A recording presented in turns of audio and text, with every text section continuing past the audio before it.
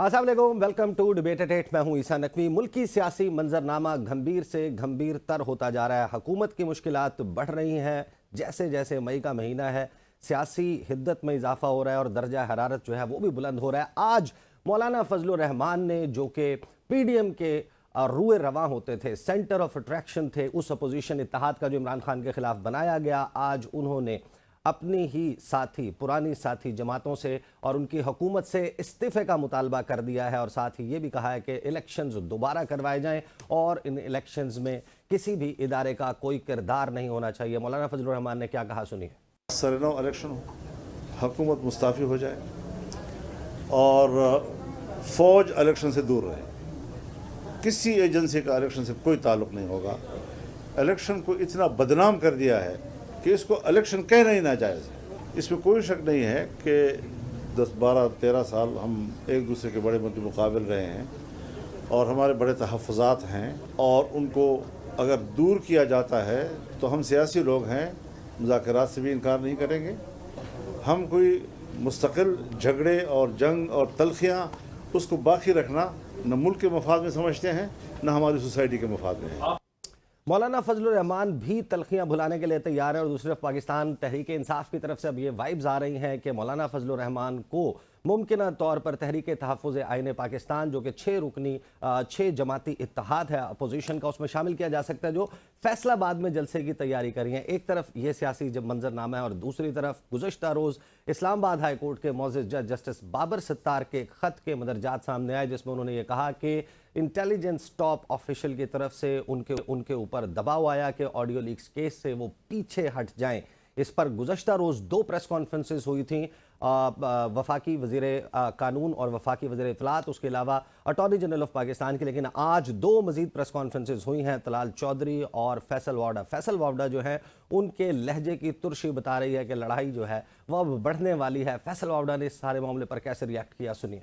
काम नहीं चलेगा। कुछ सबूत तराजू में शवायद देने पड़ेंगे कि किसने मदाखलत की, वरना तो मैं भी फोन उठा के कहूं कि जी मुझे किसी जज ने कह दिया है कि कत्ल कर दो, तो उसके अंदर कोई 302 में किसी का ट्रायल तो नहीं हो जाएगा। पाकिस्तान में कोई पाकिस्तान से बड़ा तो नहीं है, ये पाकिस्तान किसी के बाप का तो है नहीं। इस तरह की इंफॉर्मेशन सच्ची है कि आप शवायद रखे सामने। अब पाकिस्तान में कोई पगड़ी उछालेगा तो पगड़ी का फुटबॉल, हम उनकी पगड़ियों का फुटबॉल बनाएंगे। साथ ही आज इस्लामाबाद हाई कोर्ट ने महफूज फैसला सुना दिया है और बानी चेयरमैन तहरीक इंसाफ इमरान खान साहब की जमानत मंजूर कर ली गई है 190 मिलियन पाउंड केस में। अब दो केसेस रह गए हैं, साइफर और इद्दत केस। अगर उसमें भी क्वाशमेंट हो जाती है, उसमें जो है वो सस्पेंशन हो जाती है, सज़ा की मुअत्तली हो जाती है, तो उस सूरत में इमरान खान जो है वो जेल से बाहर होंगे। लेकिन लोग यहाँ पर शहर इक़्तिदार में बातें कर रहे हैं कि इस दौरान शायद किसी और मुकदमे में, किसी और रेफरेंस में इमरान खान साहब को सज़ा सुनाई जा सकती है। ये सारा मामला चल रहा है। किसान इस वक्त मुल्क में, काश्तकार जो है वो खुले आसमान के नीचे गंदम लेकर बैठा है, बारदाने के इंतज़ार में ब्लैकमेल हो रहा है। 3900 रुपये वाली गंदम जो है वो 2800 रुपये बेचने पर जो है वो मजबूर है। और इसी दौरान दुबई लीक्स का हंगामा सामने आता है, प्रॉपर्टी लीक्स, जिसमें ये पता चलता है कि कुल 17,000 पाकिस्तानियों की 23,000 से ज़ायद प्रॉपर्टीज़ हैं दुबई में और 11 अरब डॉलर्स की मालियत की ये प्रॉपर्टीज़। एक ऐसी हुकूमत जो दुबई से, जो अमारात से, जो सऊदी अरब से इन्वेस्टमेंट पाकिस्तान में लाने की कोशिश कर रही है, और उनको जो है वो अब इस सूरत हाल का सामना है कि हमारी अशराफिया मुल्क का जो इस वक्त फॉरेक्स रिजर्व है 8 अरब डॉलर के अराउंड, उससे ज़्यादा उनकी प्रॉपर्टीज़ वहाँ पर मौजूद हैं। और बिलावल भुट्टो जरदारी जो है वो आज बड़ा गरजे बरसे कौमी असम्बली में बिलावल भुट्टो जरदारी साहब ने पाकिस्तान तहरीक इंसाफ के ऊपर तनकीद के नश्तर बरसाए। क्या कहा, सुनिए। मैं 9th जैसा संगीन वाकया को मजम्मत करने के लिए तैयार नहीं, ये माफी मांगने के लिए तैयार नहीं है। अगर ये मैं 9th का माफी मांगने के लिए तैयार नहीं है तो फिर इनका रोना धोना जारी रहेगा, इनको भुगतना पड़ेगा। और अब भी बात एक करते हैं मगर सियासत उनका कुछ और। बतौर इनके जिदोजहद कर रहे हैं आईन की बालादस्ती के लिए, बतौर इनके वो जिदोजहद कर रहे हैं हकीकी आजादी के लिए। बात अगर करना है जनाब स्पीकर तो सिर्फ हमारा एस्टैब्लिशमेंट से। पाँव किसी का पकड़ा हुआ है जनाब स्पीकर, तो उन्हीं का पाँव पकड़े हुए हैं। स्टूडियोज में मुझे ज्वाइन कर रहे हैं जनाब नईम पंजोता साहब पाकिस्तान तहरीक इंसाफ से। स्काइप के जरिए मुझे ज्वाइन कर रहे हैं कादिर मंदोखेल साहब पाकिस्तान पीपल्स पार्टी से, और GDA की रहनुमा जनाब सायरा बानो साहिबा भी हमें ज्वाइन कर रही हैं स्काइप के जरिए। आगाज़ नईम पंजोता साहब, आपने पाँव क्यों पकड़े हुए हैं? बिलावल भुट्टो जरदारी साहब ने कहा कि आप लोगों ने पाँव पकड़े हुए हैं। देखें, बहुत शुक्रिया आपने मुझे मौका दिया। पाँव हमने पकड़े हैं या आपने पकड़े हैं, पहली तो बात ये बताए। आप पहले दिन शोर मचा रहे थे कि ये धांधली होगी, धांधली होगी, धांधली होगी हर जगह के ऊपर, और जो ही आपकी डील होती गई है, जो ही आपकी सेटलमेंट होती गई है, कोई गवर्नर बना बैठा है, कोई मशीर बना बैठा है, कोई वज़ीर बना बैठा है, कोई CM लगा बैठा है, और अभी भी अगर आप ये कहें कि आपकी जो है हुकूमत नहीं है, तो क्या लोग बेवकूफ़ हैं? आपका पूरा रोल है, पूरा हिस्सा है उसके अंदर। और इमरान खान साहब ने अगर पाँव पकड़ने होते या पकड़े होते तो कभी भी इक़्तिदार से ना हटते। वो तो डट खड़े हुए, उन्होंने कहा कि ये बंद होना चाहिए। तो कैसे हमारे अंदरूनी मामलात के अंदर कोई मुदाखलत कर सकते हैं? हम एक आज़ाद मुल्क हैं। और आज आप देख लें कि जो आज सूरत हाल है मुल्क के अंदर, आज अगर जजेस खड़े हुए हैं तो उसके खिलाफ ये बात कर रहे हैं। ये खुद ही जनाब साथ बैठा हुआ जज होता है, उसे जाकर ख़त लिख कर भेजते हैं और फिर उसके बाद खुद ही चलवा देते हैं। यानी कितनी शर्मनाक सूरत हाल। लाहौर हाई कोर्ट के जजेस ये कह रहे हैं। पेशावर हाई कोर्ट ने क्या कहा है? उन्होंने कहा है जी किस तरह से मुदाखलत होती है। और यहाँ पर जो एक हाई कोर्ट का जज है वो अपना काम कर रहा है और वो ये कह रहा है कि बताएं कि कैसे किसी के बेडरूम्स के अंदर वीडियो कैमरे लगाए जाते हैं, कौन रिकॉर्ड करता है, कैसे जो है वो किसी की ऑडियो जो रिकॉर्ड करके और उसको फिर जो है पब्लिकली अपलोड किया जाता है चैनल्स के ऊपर, कौन है वो और उसका तरीका क्या है, जजेस के मामले कानून क्या है। जजेस के मामले पर हमने सेपरेटली बात करनी है। मुझे ये बताइए, बिलावल ने कहा माफी मांगे। देखिए, माफी DGISPR की प्रेस कॉन्फ्रेंस में भी माफी का मुतालबा किया गया। देखें, पहली हमने बात आपके अपोजिशन लीडर की तकरीर सुनी, आप लोगों का मूड नजर नहीं आता माफी मांगने का। मांगेंगे? नहीं। देखें, पहली बात तो यह है कि माफ़ी वो मांगे जिसका कसूर हो। यहाँ पर DGISPR साहब आकर ये कह रहे हैं जी कि हमारे साथ ज्यादती हुई है, इन्होंने हमला किया है, और साथ ही वो कह रहे हैं कि नाकाबिले तरदीद शवाहिद हैं। तो लाए ना कौम के सामने वो कौन सी शवाहिद हैं? शवाहिद तो हमारे पास हैं कि हमारे लोगों की जाने गई हैं, हमारे पास नाम है, हम नामों के साथ 9 मई को हमने पूरी रिलीज़ किया लिस्ट। हमारे पास नाम है कि कितने लोग हमारे 100 के करीब ज़ख्मी हुए हैं, 4 लोग पैरालाइज हुए हैं। आपका बताएं कोई उस वाक़े के अंदर कोई इस तरह का मामला हुआ है? और आपने ये सारा किया है सिर्फ इसलिए कि हमारे ऊपर जुल्म सितम किया जाए, वकला के ऊपर किया जाए, पॉलिटिकल लोगों के ऊपर। मेरा घर तोड़ा गया, अगले दिन आए हुए थे 8 मई को मेरे घर के, आप रैली ना निकालो, हम इधर बैठे हुए थे और मेरे घर में आकर पूछगछ की और तोड़ फोड़ की।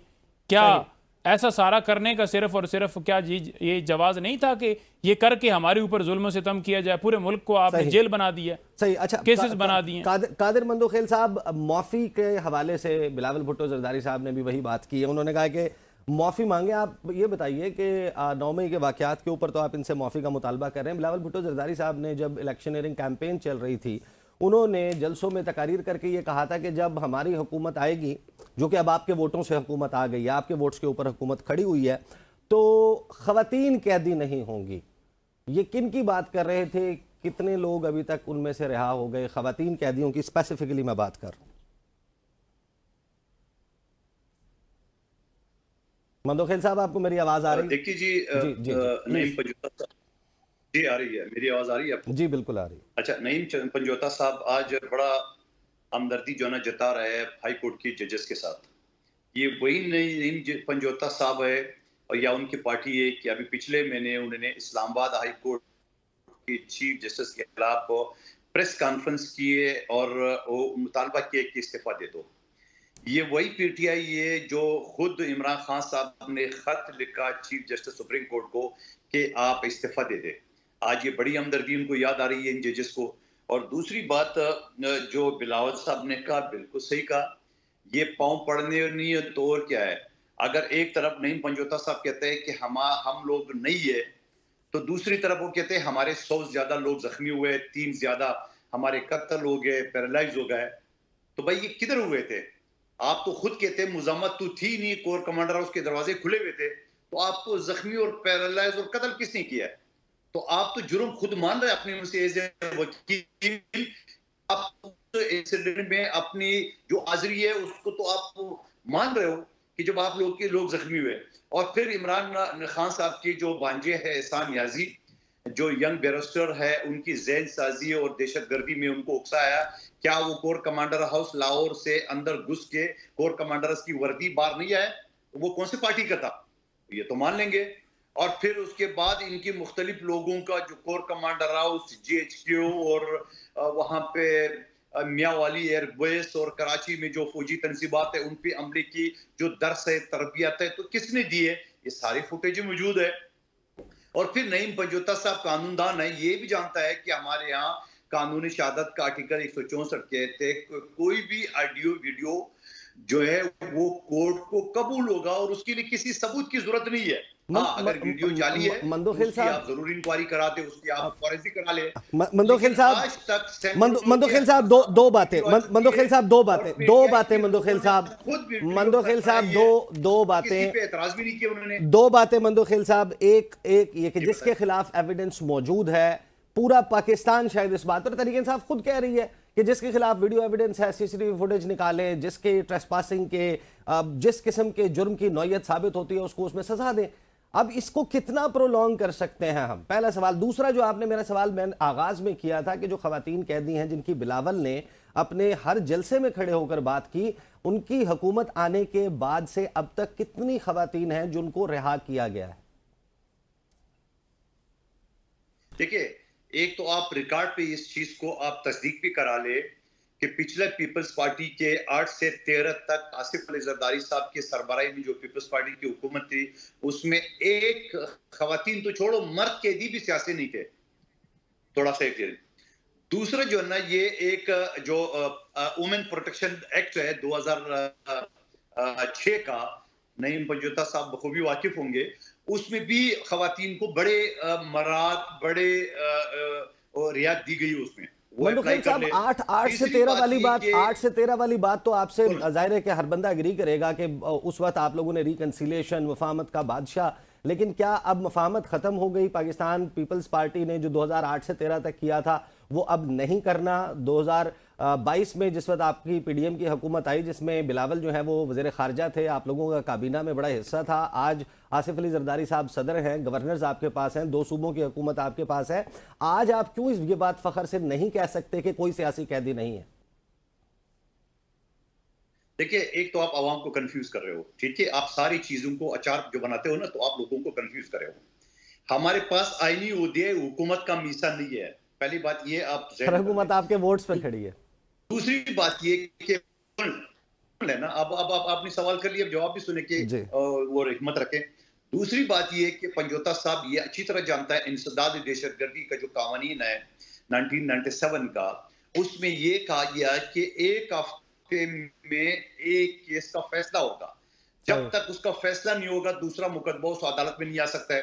एक तो इतनी अदालतें नहीं है जो एक मुकदमे के लिए एक अदालत बना जाए। दूसरी बात ये कि जब इलेक्शन से पहले तोशा खाना का और निकाह का केस हुआ, उस वक्त PTI ने कहा कि जल्दबाजी में की है, 9 मुकदमा देर से हो रहा है, तो पहले तो खुद कर ले कि उनको देर वाला ठीक लगेगा या जल्दबाजी वाला ठीक लगेगा। सही। दूसरी बात ये कि उसी इंसदाद दहशतगर्दी के सुन एक आखिरी जुमला ताकि समझ में आ जाए आपकी देखने वालों को। इंसदाद दहशतगर्दी के जो दफात होते हैं ना, उसमें किसी मुलजिम के साथ कोई रियायत नहीं की जा सकती है, चाहे मर्द हो या खातून हो।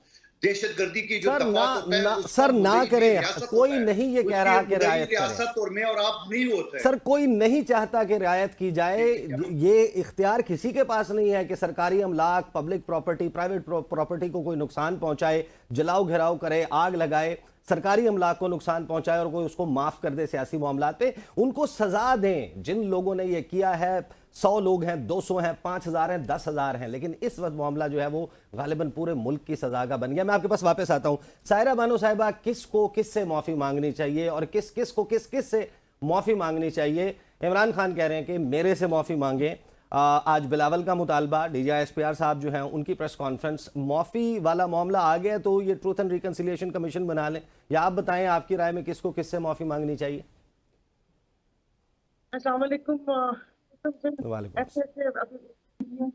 ऐसे लग रहा है बाकी कड़ी हो बात वापिस से वही पुरानी बातें कि मैं तो कहती हूँ कि जो इक़्तिदार के ऐवानों में रहे हैं वो हमारे सियासतदान, हमारी एस्टैब्लिशमेंट हमारी ब्यूरोक्रेसी, इन सबको एक लाइन में खड़ी होकर 24 करोड़ जो आवाम है ना, उनसे माफी मांगनी चाहिए कि ना वो जानो माल का तहफ्फुज कर सके, ना वो ज़राअत को रीढ़ की हड्डी का दर्जा दे सके। वो पढ़ा जरूर था मगर नहीं था। ये आवाम जो आए दिन पिस रही है, मर रही है, ज्यादतियां हो रही है, उनसे माफी मांगनी चाहिए। बाकी इन लोगों का क्या है, अगर कोई आंख का तारा है तो उसके लिए वो कहते हैं ना कि महबूब की हर बुरी बात या वो भी उनके लिए हाँ का दर्जा रखती है। जो जरा सी नाराजगी है तो फिर बाकी सारे गिले भी आ सकते हैं। अब आपने कहा मुफाहमत की बात की, जितनी मुफाहमत यहाँ सुबह सिंध में हमारी जीडीए के साथ हो रही है, ये जमहूरियत पसंद और मुफाहमत पसंद जमात, आप यहाँ पर आके प्रोग्राम करें तो आपको पता चले। और 2023 में टीचर्स ने और पैरामेडिकल स्टाफ ने एहतजाज किया था, जो वीडियोस भी सोशल मीडिया पे वायरल हुई थी कि जो नर्सिस को डंडा डोली करके उठाया हुआ था। और अभी जब ये जीडीए और बाकी जमातों ने एहतजाज किया था, आपने तस्वीरें देखी होंगी कि जिस तरीके से पुलिस वालों के जूते उन्होंने मारे उन खवातीन को अपने बूटों से और उठा के फेंके। तो औरत की इज्जत तो बस आप प्लीज रहने ही दें, ये ना बोले कि वो जमातें नहीं करनी और वो नहीं करनी। बाकी माफी देखिए, पहले तहकीकात तो हो जाए। 1 साल आपने इस चीज को लटकाया, जो लोग माफी मांग के गंगा नहा लिए उनको तो लाया जाए। और फिर क्या माफी मांगने से अगर वो गुनाह इतना बड़ा है तो क्या माफी मांगने से वो जो कहते हैं दिल आजारी हुई है, ये हुए, वो सब कुछ माफ हो जाएगा? आप ये तस्वीर, ये हमला हुआ है, ये कोई आम आदमी या कोई सियासतदान नहीं होगा कि जो नक्शा बैठ के वो मिलिट्री की चीजों को पॉइंट आउट करके कि यहाँ से काफिला जाएगा, वहां जाएगा, निकले। लेकिन उस एहतजाज में कौन लोग शामिल हुए? बेनजीर साहिबा की शहादत हुई, यहाँ पर पूरा सिंध जल रहा था, हमें से तो किसी ने नहीं बोला। पीपल्स हमें पता है कि जो जाहिर है, जो जेब कतरा, कोई डाकू, चोर और चक्के सब शामिल हो गए। उन्होंने गाड़ियों की आग लगाई, लोगों को लूटा, एटीएम लूटे। तो ये तो सारा हुआ था। अब अगर आप तो ये तो पहले तयन करना होगा कि मदद जिसने भी किया, मैं नहीं कहती कि 69 लोगों ने किया, जो आलिया हमजा या यास्मीन राशिद या बाकी लोग बैठे हुए, उन्होंने सब अदालत के सामने तो पेश कर दे। साल गुजरने तक आप कोई मुकदमा बना ना सके। मुकदमा सुपर वुमेन वाला मुकदमा बनाया कि 45 पे Raiwind, 46 Jinnah house, sorry core commander house, और 50 पर मियां वाली पहुंची हुई थी। मुकदमे तो ढंग के बना ले, चालान तो पेश कर ले। किसने रोका हुआ है? एविडेंस लेकर आ जाए। यहाँ पर कोई जो अब मैं बोलूँ, कोई फिर घिसी पिटी बात हो जाएगी। बेडरूम्स में कैमरे लग जाते हैं तो फिर बाकी चीजें भी ढूंढ लेना। किसने मना किया है? गंदुम स्कैंडल तो आपके सामने ही है। गंदुम स्कैंडल के पता ही नहीं चल रहा। अभी नया वो खुला कि जी गंदुम पहली खराब हो गई, वहां पर उनमें टेम्परेचर वो नहीं था। काकड़ साहब का बयान है, फार्म 47 की हुकूमत का अगर बता दूं तो तुम लोग मुंह दिखाने के काबिल न रहो। हनीफ अब्बासी ने ये बोला, गवर्नर सिंध ने, कामरान टिशोरी ने बोला कि आपका 200% जो मैंडेट है वो जाली है। ये चल क्या रहा है इस मुल्क में? इन्होंने हमें बेवकूफ बना समझ रखा है। मुल्की मैशत का रोना रोते हैं। मैं पहले दिन से बोलती हूँ कोई मुल्की मैशत खराब नहीं है। सही, मुझे मंदो खेल साहब से जरा जवाब लेने दें। एक सेकंड जी, 12 अरब की जायदादें निकली है, 12 अरब डॉलर की जायदादें निकली है, वो यहीं से तो कमाया हुआ है। ये मुल्की मैशत की एक तबाह हाल मैशत वाले मुल्क के लोगों का हराम का पैसा वहां पर जमा हुआ है। मेरा तो आप यकीन नहीं करें, मैं आपको बता नहीं सकती मैं कितने गुस्से में हूँ कि यहाँ पर हमें पीने का पानी मुयसर नहीं है, यहाँ पर बिजली की सहूलत नहीं है। इनकी 12 बरब की आजादी इनकी बच्चों के, उनकी बीवियों के नाम पे कहां से हक हलाल की कमाई है। मैं भी यहाँ पर जिम्मेदार हूँ। हम तो अपना इतना पैसा जमा नहीं कर सके, हम तो वो ब्रेड एंड बटर ही पूरा हो जाए तो बहुत बड़ी बात है। इनकी कौन सा ऐसा वजीफा है? आपने 4, 5, 6 बड़े अहम सवाल पॉइंट आउट किए हैं। मुझे मंदो खेल साहब से जवाब लेने दें। मंदो खेल साहब, पहले तो ये प्रॉपर्टी वाले मामले के ऊपर जवाब दे दें कि जो प्रॉपर्टी है ये दुबई में, क्या what is the justification, why? अच्छा, पहली बात तो ये कि मेरे बहन ने जो ना पूरा पाकिस्तान की मसलों को एक ही जुमले में, जो आपने सवाल नहीं भी किया वो भी जवाब दे दिया। ठीक है, यकीनन वो ये भी मेरी तरह गमज़दा है, इलेक्शन हारी हुई है मेरी तरह, या हरवाई जो भी नाम दे दे इनको, तो बड़ा इनका दुकड़ा मैं समझ सकता हूँ। अच्छा, अब आई ये 11 अरब डॉलर की। 11 अरब का डॉलर की जो है, उसमें अगर मैं अपनी क़यादत की बात करूं, जहां बेनज़ीर भुट्टो शहीद जो है ना जलावतनी की ज़िंदगी गुजार रही थी दुबई में, वो जो जायदाद है उनकी शहादत के बाद उनके बच्चों के नाम पे मुंतकिल हुआ है, और वो बाकायदा इलेक्शन कमीशन में और APR में हर जगह पे जो है ना वो रजिस्टर्ड है, बाकायदा टैक्स हुआ है। अच्छा, अब ये तो सियासतदान 2-3 है, एक शेर अफजल मरोज साहब है, हो गए, तो अब ये समझ लो कि 11 अरब डॉलर की गालबन 27,000 या 32,000 जो प्रॉपर्टी है, तो ये कौन लोग हैं? मैं हमेशा, मेरी बहन सायरा भी इस बात की तस्दीक करेंगी कि मैं हमेशा इस नहीं sir, let me just rephrase my question, क्योंकि आज टॉपिक्स बहुत ज्यादा हैं, हमने बहुत सारे मामलों पर बात करें। Let me just rephrase it, आपके लिए भी आसान बना देता हूं, मैं आसान बना देता हूं, मुझे सिर्फ इसका इस एस्पेक्ट पे जवाब दें। पैसा कैसे गया, कोई लॉन्चों की कहानी सुनाता है, कोई अयान अली की बात करता है, कोई और बात करता है, I am not talking about that. मैं सिर्फ इसमें जो इखलाकी क्वेश्चन है जो इमरान खान के ऊपर हम करते हैं, तोशा खाना वाले मामले पर अगर सजा सुनाई जानी है, एक MS है, एक काबीना डिवीजन को देखने वाला बंदा है, एक इवैल्यूएशन करने वाला बंदा है, आप उनको सजा देंगे तब वो मामला होगा। तोशा खाना में भी हम सवाल ये करते हैं, जो गिफ्ट है इखलाकी तौर पर एक लीडर को नहीं रखना चाहिए, बेच नहीं देना चाहिए, अपने पास रखना चाहिए। यहां पर सवाल यह है कि इखलाकी तौर पर पाकिस्तान के वो लीडर्स जिन्होंने इन्वेस्टमेंट, सरमायाकारी बाहर से यहां लानी है, उनका सरमाया बाहर क्यों है? अब आपका सवाल मैं पिशावर से लेके कराची तक किस टुकड़े के जवाब दे दूं, आपने सारे मिक्सअप कर दिए। अब मैं उसी तरफ आ रहा था, मैंने इस बात को पूछ रहा था इसी प्रॉपर्टी के हवाले से कि जो बार प्रॉपर्टी रख रहे हैं, और ये मैं बताऊं कि सियासतदान तो उनके अंदर अगर आप नाम गिने तो 50 भी पूरे नहीं होंगे मैक्सिमम। अभी तो 2-4 के नाम आए, 50 भी नहीं होंगे। 50 के अलावा ये जो 27,000 या 32,000 लोग हैं, ये कौन लोग हैं? ये पाकिस्तान की वो अशराफिया है जिसको ब्यूरोक्रेसी कहता है। मेरी बहन सुनती होगी मेरी तकरीर जो मैं असेंबली में ब्यूरोक्रेसी के खिलाफ करता था, और यही ब्यूरोक्रेसी है जो हर दौर में करप्शन की भी बादशाह होते हैं, इनकी दस्तखत भी होते हैं, इनके अकाउंट भी होता है, सब कुछ होता है। सियासतदान का कोई चीज रिटर्न पे भी नहीं होता है। और मैं ये भी कहूंगा कोई 5% या 2% कमीशन इनसे लेते होंगे, जो अगले मर्तबा वो नेक के कटहरे में खड़े होते हैं, और यही ब्यूरोक्रेसी मजे लूटते रहेंगे।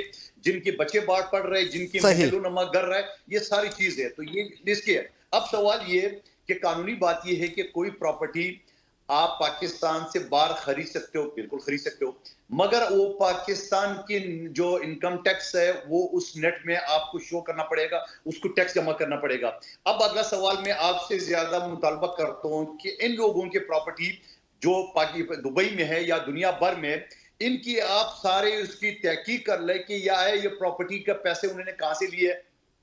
फिर बात वही है कि 50 सियासतदान नहीं होंगे, बाकी हजारों ब्यूरोक्रेट्स होंगे या दूसरे लोग होंगे। मैंने कानूनी सवाल उठाया ही नहीं था, मैं सिर्फ इखलाकी बात कर रहा था। मुझे ब्रेक पे जाना है कि दुबई लीग से ऊपर पूरी दुनिया प्रॉपर्टी लीग से ऊपर बात ये कर रही है कि वहां पर आर्म्स डीलर्स का, ड्रग का, इलीगल क्रिमिनल्स का पैसा, पॉलिटिकल लोगों का पैसा, एक ऐसी जगह पर जहां पर आसानी से प्रॉपर्टी रखने के लिए जो है वो सारा सिलसिला शुरू कर दिया गया, वहां पर हमारे पॉलिटिशियंस की भी, और 11 अरब डॉलर जो पाकिस्तान के फॉरेक्स से ज्यादा बनता है, उतने पैसे वहां पर पड़े हुए हैं, पार्क्ड हैं। ये था असल में सवाल। बात करते हैं आफ्टर द ब्रेक।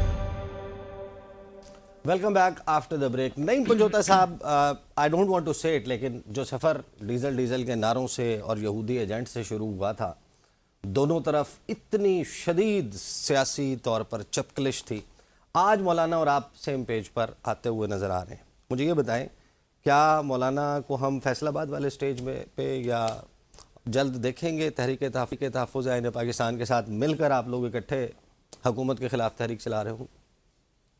देखें, मौलाना साहब के हवाले से जो आपने बात की है, सवाल पूछा है, ओवरऑल अगर मैं उसका जवाब दूं तो खान साहब की जो स्टेटमेंट है वो ये है कि जो भी मुल्क के अंदर कानून की बालादस्ती के लिए, आइन की बालादस्ती के लिए आवाज़ उठाता है, उसके साथ बिल्कुल हमारा अलाइंस है और वो हम एक पेज पे हैं, इस हद तक पेज पे हैं। बाकी कोई पावर की डिस्ट्रीब्यूशन या कोई इस हवाले से तो कोई बात नहीं हो रही कि यहाँ पर कोई वजारतें कुछ अरसे पहले जो है ये या कोई थ्री इस तरह की स्टूजेस चीज़ें में शामिल थे जिन्होंने आइन और कानून के आपके ख्याल में धज्जियां नहीं, उड़ाई। जिस जगह के ऊपर गलत काम हुआ है उसके ऊपर डेफिनेटली उन्होंने भी हम पे किया और हमने उन पे किया। हमसे अगर कोई गलती हुई है तो वो हक रखते हैं, अगर उनसे कोई गलती हुई है तो हम हक रखते हैं, या कोई गलत काम करेगा तो उसके ऊपर दूसरा क्रिटिसाइज कर सकता है। लेकिन यहाँ पर यही है कि आइन की बालादस्ती के लिए बिल्कुल, लेकिन 18 को एहतजाज होगा, अपना जलसा होगा नहीं होगा तो वो आपके सामने कंडक्ट है कि वहाँ पर जो टिकटॉकर बैठी हुई है वो तो कभी भी नहीं चाहती कि जो है जलसा हो, कोई रैली हो, कोई जुलूस हो, बल्कि अब तो अडयाला जेल में पाबंदी भी लगा दी गई है कि कोई वकील भी ना जाकर मिले, उनकी फैमिली भी ना मिले। शायद इस जो है बात का खौफ था उन्हें कि वीडियो लिंक के ज़रिए जो है वो हाजिरी जो है या जो पेशी खान साहब की हो रही है सुप्रीम कोर्ट में, तो पहले ये एक ऐसी सिचुएशन पैदा की जाए कि सिक्योरिटी खदशात हैं ताकि उनकी तस्वीर जो है वो ना जाए, लोग ना देखें, क्योंकि कौम जो है इंतज़ार में बैठी हुई है, देखना चाहती है अपने महबूब लीडर को। और ये मीडिया के ऊपर पाबंदी लगाकर, नाम के ऊपर पाबंदी लगाकर, तकरीर, स्पीच, कोई भी चीज़ आपने नहीं लगता है चलानी। कि कल वो लाइव चल रहा होगा, स्ट्रीमिंग होगी देखें उसकी? सुप्रीम कोर्ट ने हुक्म दिया हुआ है। पहले तो उन्होंने हुक्म जो है सुप्रीम कोर्ट के भी हवा में उड़ाए हैं, हाई कोर्ट के भी उड़ाए हैं, और डिस्ट्रिक्ट कोर्ट्स भी मुख्तलिफ ये कह चुकी हैं कि खान पाकिस्तान की साहब को सबसे बड़ी वीडियो अदालत जी, सबसे बड़ी अदालत कहती रही है कि 90 दिन के अंदर इलेक्शन कराओ, किसी ने कराए हैं। सबसे बड़ी अदालत ही जो जिसने मुतनाज़ा इलेक्शन करवाए हैं, जो आज तक जुडिशल कमीशन नहीं बना सकी 9 मई के ऊपर, जो आज तक जो है जो धांधली की गई है मुल्क के अंदर उसके ऊपर जो है वो फैसला नहीं दे सकी, जो आज तक हमसे बले का निशान किसने छीना। और आज हमें क्रिटिसाइज़ किया जाता है कि ये चीफ साहब को कर रहे हैं, उसको कर रहे हैं, इसको कर रहे हैं। तो जहाँ पर जो ये मेरे पास पूरी लिस्ट है केसेस की जो हमारे साथ नाइंसाफ़ी हुई हैं, तो जिस जगह के ऊपर नाइंसाफ़ी होगी हम क्यों नहीं बात करेंगे। आप एक तरफ नवाज शरीफ को फ़ौरन ही ऐल कर देंगे और कहेंगे कि आएँ जी आप इलेक्शन लड़ें, और दूसरी तरफ हमारी डिस्क्वालिफिकेशन वाली दरख्वास्त फिक्स ही नहीं करेंगे, तो क्यों नहीं बात की जाएगी। और जहाँ पर जजेस आपके कह रहे हैं जी कि आएँ जी, वो आपको लेटर लिख रहे हैं कि ये इस हमारे इस काम में मुदाखलत हुई है, और आप कहें कि कोई मुदाखलत नहीं हुई। कल क्या आर्गुमेंट्स हैं जो इमरान खान सुप्रीम कोर्ट के सामने लेने देखिए, लगे हैं? और काउंसिल के जरिए नहीं आ रहे वो खुद, व्हाई डज ही वांट कि मैं खुद जो है वो आर्ग्यू करूं? देखें, सुप्रीम कोर्ट ने जो हुक्म दिया था, उन्होंने कहा था कि आप रिप्रेजेंट कर सकते हैं इस केस को थ्रू काउंसिल या जिस तरीके से भी, तो वो उन्होंने विश जाहिर की कि मैं खुद आकर इसमें बात करना चाहता हूँ। देखें, अगर खान साहब के हक में फैसला आता है ना, जो खान साहब ने दरख्वास्त दी हुई है, ठीक है, तो अगर देखा जाए तो वो खान साहब का 50 करोड़ से नीचे केस आता है तो उनका केस जो है ये सारे ख़त्म होते हैं।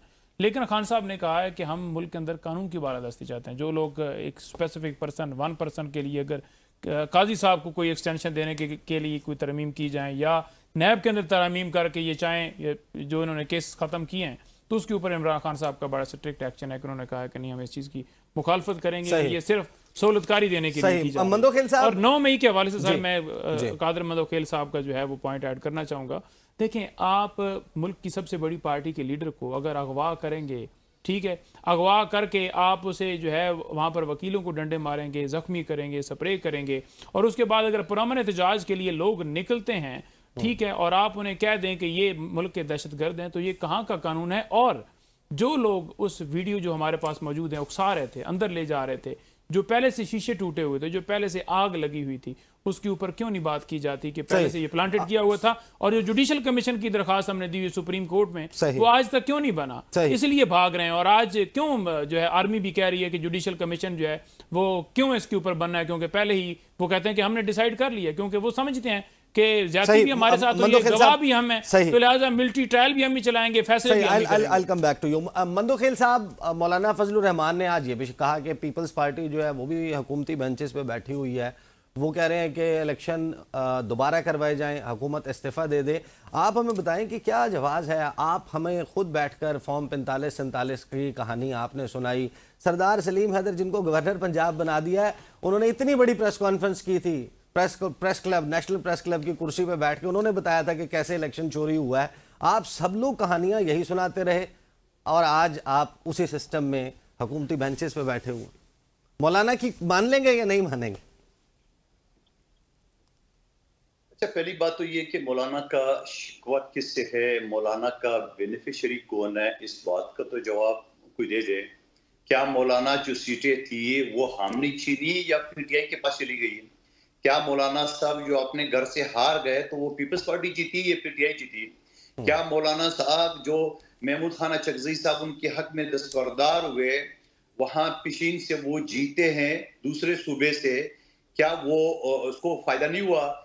क्या मौलाना साहब की जोब की मेरे 22 सीट से जहां शहीद उस्मान काकड़ की बेटे खुशहाल खान काकड़ जो फॉर्म 45 पे भी जीता और 47 भी उसका निकल गया, और फिर 2 दिन बाद दोबारा 47 निकाल के मौलाना की एमएनए को जिताए, क्या ये इसको क्या कहेंगे? इस वक्त भी 12 एमपीए मौलाना की जीते हुए बलूचिस्तान में, तो और बलूचिस्तान असम्बली को कहता है ये बिक गई है, खुद ये वहां से जीते है और कह रहे बिक गई है। अगर बिकती तो आपको कैसे मिलती? तारीख में पहली वो कह रहे हैं ऐवान सदर का भी कह रहे हैं कि ऐवान सदर भी बिका है, असेंबलियां भी बेची गई हैं। अच्छा, जो ठीक है, मौलाना साहब जो कहेंगे, तो क्या मौलाना साहब वो जो पीटीआई वाले उनके पाँव पड़े हुए कि हमसे एहतियात कर रहे हैं, तो मौलाना साहब क्यों नहीं कर रहे? तो उसको पता है कि मेरी सीटें तो पीटीआई को दे दी गई है, ठीक है, अब पीटीआई कह रहे कि हमारा तो हक है, फलाना है। और दूसरी बात में ये लेकिन आपने भी तो हमें फॉर्म 45-47 पे तो आपका भी मंदोखेल साहब आपके अपने हलके का आपका ये मौक़िफ़ रहा है, मेरे प्रोग्राम्स में आपने ये बात की है। अच्छा, आपके प्रोग्राम में मैंने बात की, थोड़ा सा रिकॉर्डिंग चला ले। मैंने उस वक्त भी कहा और हर चैनल पे कहा, मेरे हल्के में फॉर्म 45 एडवांस पे डिप्टी कमिश्नर और आरओ ने साइन करा के लिए प्रेसिडेंट अफसर से। मेरे हल्के में 3,800 वोट मुस्तफा कमाल लिए और शो किए 71,000, और खुद वहां डिप्टी कमिश्नर हाउस के या डीआरओ आरओ ने कहा है लोगों को कि हमें जो हुक्म मिला हमने वोट डाले। मेरे 42,000 वोट कहाँ गए? तो ये सारी चीजें तो मैं 30 सवा सही। मैं आपके पास वापस आता हूँ। सायरा बानो साहिबा फॉर्म 45-47 की कहानी में हम तो लोग फंस गए हैं। ये बताइए कि वो अनवारुल हक काकड़ साहब जो हैं उनके ऊपर जब ये कहा जाता है कि गंदुम का आपने मंदोखेल साहब मैं आता हूँ आपके पास वापस। सायरा बानो साहिबा, वो जब अनवारुल हक काकड़ से गंदुम की बात की जाती है, आज पीपल्स पार्टी वैसे तो हमें पता है कि हमेशा किसान की, मजदूर की, काश्तकार की बात करती है, आज वो सारे खुले आसमान के नीचे गंदुम लेकर बैठे हैं, वो सारा गंदुम वाला मामला है। अनवारुल हक काकड़ साहब फॉर्म 45-47 ये खुलेगी कभी कहानी? फॉर्म 45-47 वाली कहानी सायरा बानो साहिबा। इस पर तो मोटो एक्शन बनता था कि कैसे एक निगरान वजीर आजम, देखिए मैं तो उनको निगरान वजीर आजम नहीं मानती, इसलिए कि उनका नाम अपोजिशन जमातों से डिस्कस हुआ ही नहीं था। राजा रियाज को भी मेरे ख्याल में कुर्सी पे बैठाने से पहले पर्ची दी कि ये बेटा नाम पढ़ दे, वो भी पंजाबी में लिखा होगा कि इस नाम को पढ़ दो। कहाँ से आए? उसके बाद वो सेनेटर भी बन गए।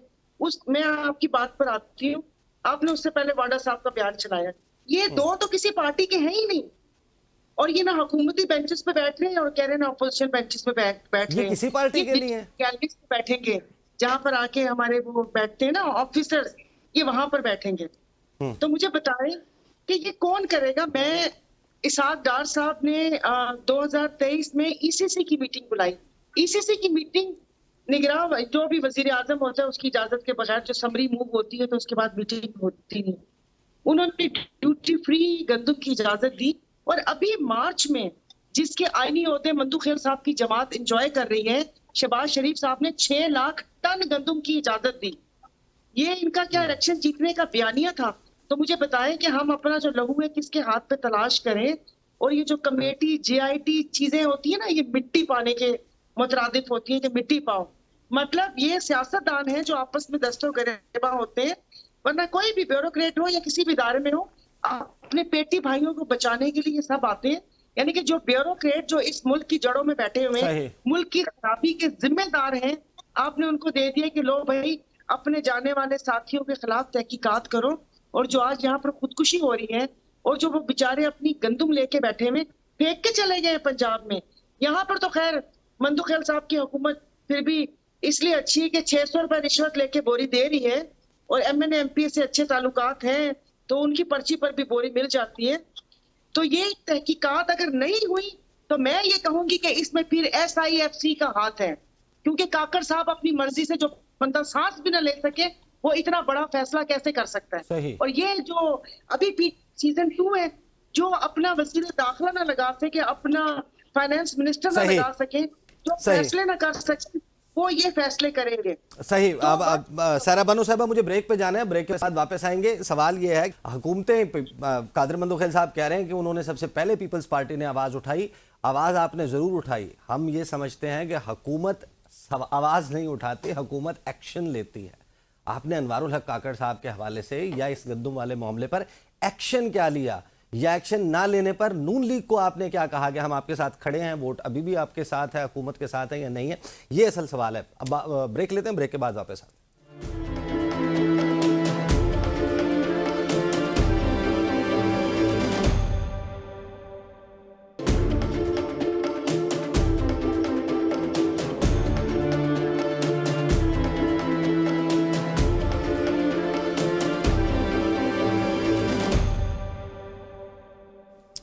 Welcome back after the break. Saira Bano साहिबा, प्लीज कंटिन्यू।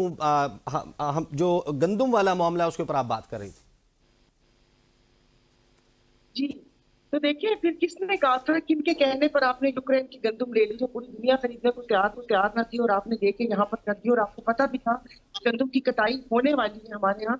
किसान भूल गया है। सिर्फ एक सेकंड, ये मैं आपको बताती हूँ कि अभी पास्को ने बोरियां दी है, जो बारदाना दिया है, और जो कदगन लगाई है कि 12.5 एकड़ वाले को मिलेगी। अब आप मुझे बताएं कि मैं 12.5 आपकी आवाज जो है वो कट गई है। मंदोखेल साहब, जस्टिस बाबर सत्तार के खत के मंदरजात सामने आए, उसके बाद कुछ प्रेस कॉन्फ्रेंसेज हुई हैं। फैसल वाडा साहब कह रहे हैं उनका जरदारी साहब के साथ बड़ा अच्छा ताल्लुक भी है, मिले भी, वो इलेक्ट भी वहाँ से आपके यहाँ से होके आए हैं। वो कह रहे हैं कि अब पगड़ियाँ उछाली किसी ने तो पगड़ियों की फुटबॉल बनाएंगे। आपकी पार्टी कहाँ खड़ी है इस मामले पे? आप मेरे सवाल खा जाते हो, मैं पिछले सवाल का जवाब देना चाहूंगा। सर, इंटरनेट कनेक्शन वीक हो गया था, प्लीज। तारीख में, पाकिस्तान की 77 साल तारीख में आप एक मुकदमा, एक जज की वो हिदायत बता दे जो एक सजा याफ्ता शख्स को वीडियो लिंक के जरिए सहूलत दे रहे हैं, कोई नहीं है। ठीक है, तो ये क्या है? और फिर नेब कवानीन में मैं खुद उस कानून साजी में शामिल था, उसके 2-3 पॉइंट आपको बताऊंगा। उसमें ये कहा गया, नईम पंजोता साहब वकील जानता है कि अगर जैसा अंग्रेज का कानून हमारे पास पीपीसी थे, उसमें जो कत्ल 1000 कत्ल करे तब भी एक मुल्जिम को 14 दिन से ज्यादा रिमांड नहीं मिलती, और वो भी 2-2, 4-4 दिन की। नेब में 3 महीने की रिमांड थी। हमने वो सजा भुगती है, चाहे डॉक्टर आसिम की सूरत में हो, चाहे जरदारी साहब की सूरत में हो, चाहे खुर्शीद शाह साहब की सूरत में हो। लेकिन इसका फायदा किसको हुआ? इमरान खान साहब उनकी पार्टी का। दूसरी बात, उसमें जो सेक्शन है 250 सीआरपीसी जो हमारे कानून है, उसमें ये कि जो झूठा मुकदमा दर्ज करे कोई पुलिस अफसर, आप उसके खिलाफ इस सेक्शन के तहत मुकदमा दर्ज कर सकते हो जिसकी सजा है 6 महीने। हमने उसको 10 लाख जुर्माना कर दिए। ये किसको फायदा हुआ? इनको। दूसरी बात ये कि ये जो उसमें हमने लिमिट रखा 50 करोड़, यहाँ सवा लाख के केसेस भी लोगों ने नेब के केसेस बनाए जहां 25 लाख करोड़ वकीलों को फीस दी है। तो उसमें सबसे ज्यादा फायदा तो इमरान खान साहब को हुआ है। और दूसरी बात, आपका जो सवाल उसके हवाले से जस्टिस बाबर सत्तार के खत के हवाले से, अच्छा बाबर सत्तार के खत के हवाले से, बाबर सत्तार के खत से पहले बाबर सत्तार को अच्छी तरह पता है कि इसको कानूनी शहादत या तोहिनी अदालत का कानून है आर्टिकल 204 के तहत, और ये कानून उसको पता भी है। डिप्टी कमिश्नर इस्लामाबाद को नचवाया था इस आदमी ने लिटरली। क्या एक खुफिया अदारे के इंस्पेक्टर का नाम लेने में भी वो डर रहा था, लिखने में। और फिर जिस कमेटी का मैं चेयरमैन था, 4 लाख मुलाजमीन ने फैसले किए, जस्टिस मोहसन अख्तर ने उसको उड़ा दिए। कानून नहीं पता था उसको कि आइन के आर्टिकल 69 के तहत असेंबली के किसी प्रोसीडिंग्स में कोई जज मुदाखलत नहीं कर सकता है। और फिर ये जजेस की बात करो, अगर उसने इमरान खान साहब की मुकदमे का जिक्र किया है, तो जो हजारों मुकदमात का फैसले उन्होंने किए उसका जिक्र क्यों नहीं किया? किसका प्रेशर था? तो मैं ये समझ रहा हूँ कि ये भी सही मंदोखेल साहब तौर पे ये उकसाया जा रहा है पीटीआई। मंदोखेल साहब, वक्त कम है, आपका पॉइंट वक्त कम है, आपका पॉइंट आ गया। नईम पंजोता साहब, जस्टिस बाबर सत्तार, खत और पगड़ियों की फुटबॉल। देखें, पहली बात तो ये है कि कादर मंदोखेल साहब को गलत इन्फॉर्मेशन दी गई है। पीछे से जो इनकी टीम है जो इनका नैरेटिव बनाती है, उन्होंने गलत इन्फॉर्मेशन दी है कि कोई हज़ारों के साथ मुकदमात बाबर सितार साहब के पास इमरान खान साहब के नहीं गए। और जो वहाँ पर chief justice Islamabad high court हैं, 130 से ज़्यादा दरखास्तें मुकदमात उन्होंने अपने पास रखे।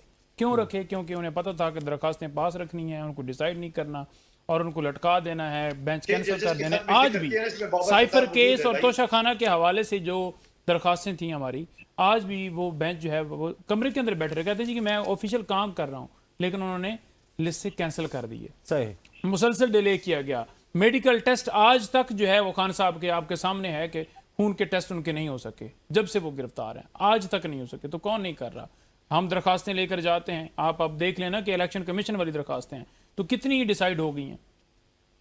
रिकाउंटिंग करवा के इन्होंने अपने बंदे जितवा लिए, बाद में वही मामला गया हाई कोर्ट में। क्विकली और फिर बता हमारे दें, हक में आ आप गया। केसेस, आप इमरान खान साहब के केसेस के हवाले से अप टू डेट हैं? सिर्फ ये बता दें, ये जो 190 मिलियन पाउंड वाला आज फैसला आ गया जमानत, अब 2 केसेस रह गए हैं। डू यू थिंक कि खान साहब जेल से बाहर आ रहे हैं? देखें, यहाँ पर कानून की तो धज्जियां उड़ाई जाती हैं ना। अगर एक मुकदमे में कोई रिहा होता है, quickly दूसरे आप तो मुकदमे wrap में गिरफ्तार कर लिया जाता है और अदालतें बार बार जमानतें देती हैं। अदालतें ये कहती हैं प्रेस कॉन्फ्रेंस करें। मेरा ख्याल में ये चाहते हैं कि इमरान खान साहब प्रेस कॉन्फ्रेंस करें और उसमें ये कहें जी कि बिल्कुल हम जो है वो 9 मई की मजम्मत करते हैं तो और नहीं पीटीआई करते। से लातलकी लातलकी भी करते हैं ठीक और है। बिल्कुल लंदन जाने के लिए हम तैयार बैठे हुए हैं। तो जैसा आप कहते हैं, आपने जैसे मुल्क को पहले चलाया है उसी तरह से आप चलाएं। सही, कोई बोलेगा सही। तो वो गद्दार है, वो सारे जज वक्त- भी गद्दार हैं, वो सारे वकील भी सही। गद्दार हैं, वो कोई सियासतदान भी गद्दार है। ठीक है, और ये बिल्कुल ठीक है। ठीक है, वक्त खत्म हो गया। नईम पंजोता साहब, बानो साहिबा, कादिर मंदोखेल साहब हमारे साथ मौजूद थे। पाकिस्तान का सियासी मंजरनामा और अगले चंद रोज बड़े अहम है, क्या होता है देखते हैं। बात का गुफ्तगू का सिलसिला जारी रहेगा। अब तक के लिए इतना ही, इजाजत दीजिए। अल्लाह हाफिज।